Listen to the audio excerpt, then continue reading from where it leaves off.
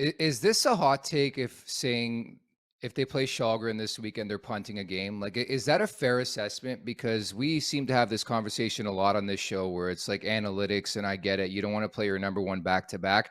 But in my opinion, Jackie, if there's a reason, if there's a moment to play your back to back, it's this weekend and play Ilya Samsonov in both games. Agree or disagree?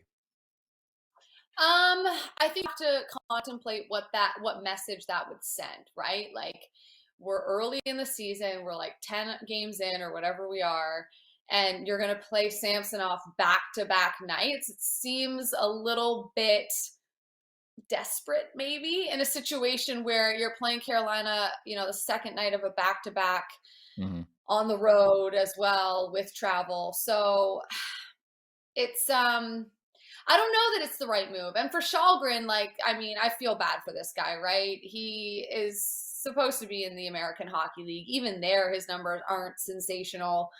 And I don't think the Leafs have really played, all that well in front of him in the games that he has played. So I think I would still play Shalgren. I know that might be something Leafs fans don't want to hear, but I just wonder if you play Samsonov back to back, it's like, what message does that send Shalgren, who, by the way, like, you might need more often than you would like this season, and what message does it send your team? So that you're worried, that you're panicking, that it's a must win set of games where, yeah, it's not that early, but I don't think we're worried about the Leafs making the playoffs at this point. Like, that offense is going to find itself. It did on Wednesday night against Philly. So, yeah, I just think you have to think, and this is the situation the Leafs put themselves in, not to go on a crazy Yes. tangent here, where every little thing they do, it means something. It's scrutinized. How does it affect the players? How does it affect the coach? How does it affect everything? And we've seen that already with Sheldon Keefe. I mean, that guy's been put under a microscope. Everything he does gets analyzed, every decision. So